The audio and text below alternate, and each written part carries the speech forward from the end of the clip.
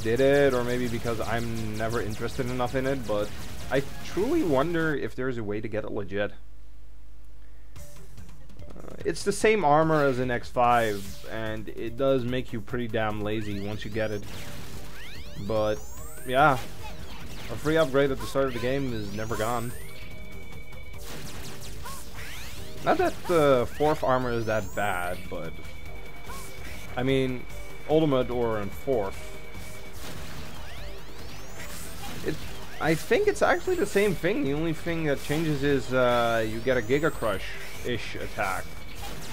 Giga Crash, actually. You basically ram yourself into him like you're some sort of jet. Oh yeah, the hover parts. These leg parts give you the ability to hover. Just hold down the jump button, or no, press it again while in air. This is a system that will be used in later games, and it's pretty effective. Fuck. But, yeah, all in all, it wasn't a bad game. It tested out a lot of things. Also introduced Zero.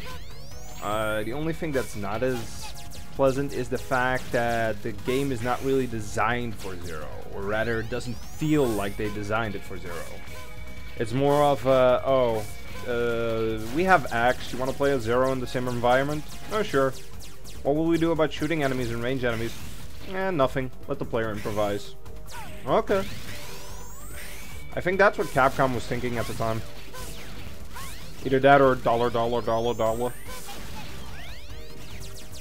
These things are annoying. They never come up when you need to.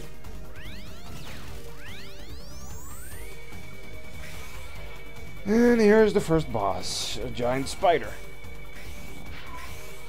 One sec. Roommate. Bastard was hungry again. And we'll have to cook for him after I kill this boss. I was intending on doing this in one big sitting, but... Also, fun fact. The stage in the background will be used in X5. Actually, the series gets a lot more... Well, I mean, the series starts off a lot more canonical at first. It's pretty surprising if you consider it that the later the series gets, the less story-related the parts get. I mean, sure, X8 has pretty good writing for a Mega Man game. Same with X7. Well, not really with X7, but you know what I mean.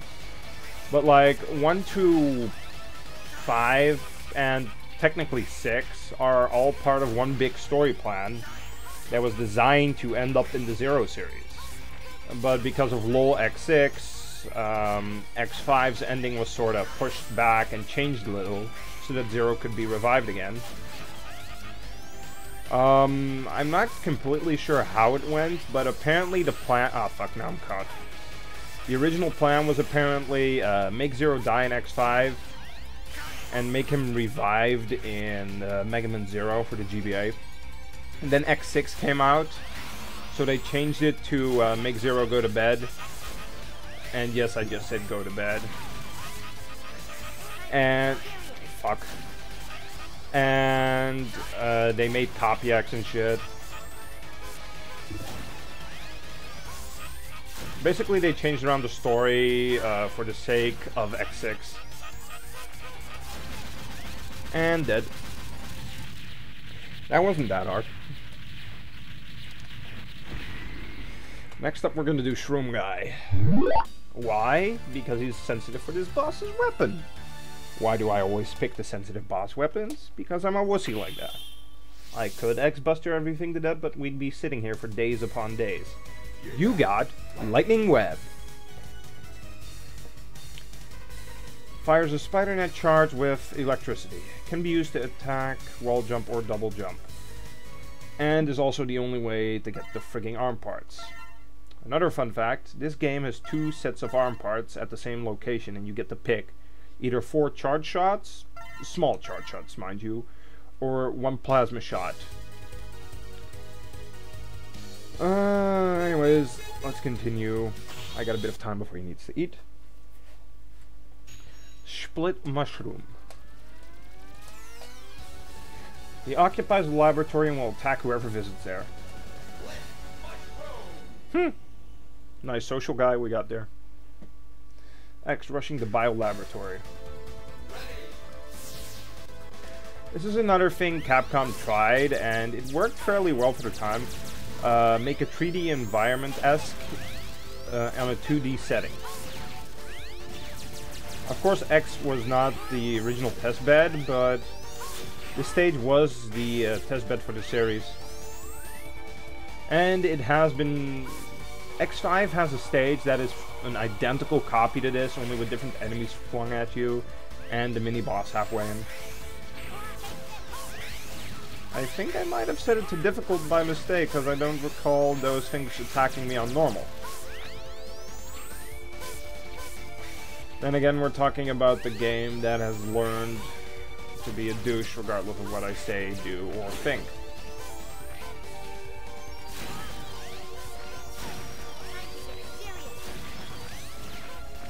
Could you cut it out? Next time I'm taking the plant route. Time to die. Great. Wow. Just... wow. I can't remember last time that happened. Like, normally they didn't spawn that much. See, it's only supposed to be 2, not an endless stream of the motherfuckers. Oh well, it seems to be resolved now, so hell if I care.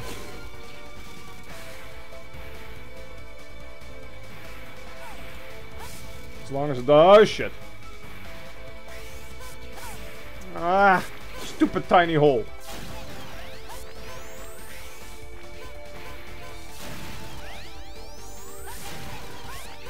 Again, as long as it doesn't happen again, I'm happy. Oh yeah, now we get a mini-boss. He's fairly easy as long as you think before jumping. He blows up panel after panel, so you have to consider where you're standing before you do shit. Because those are spikes down there. You should have just enough panels to kill him if you're doing it right.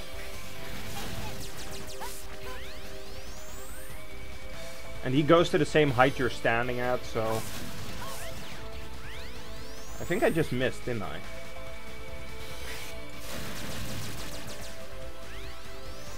This is gonna be close.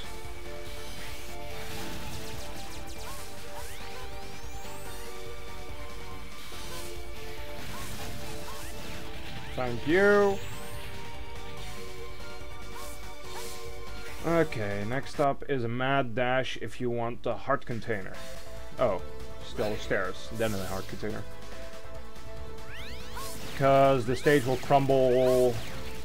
If you want the heart container, you're gonna have to bum rush through it. Also, this is one of the more tougher stages in the game.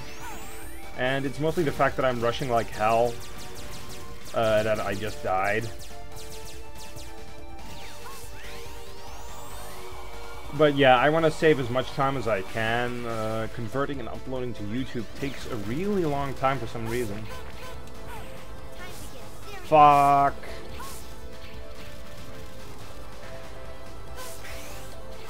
Well, there went my heart container. I'll have to grind for that later. Well, not necessarily. Yep. There went the heart container.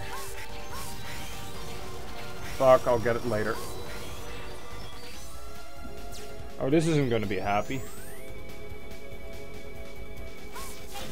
Oh, and those respawn.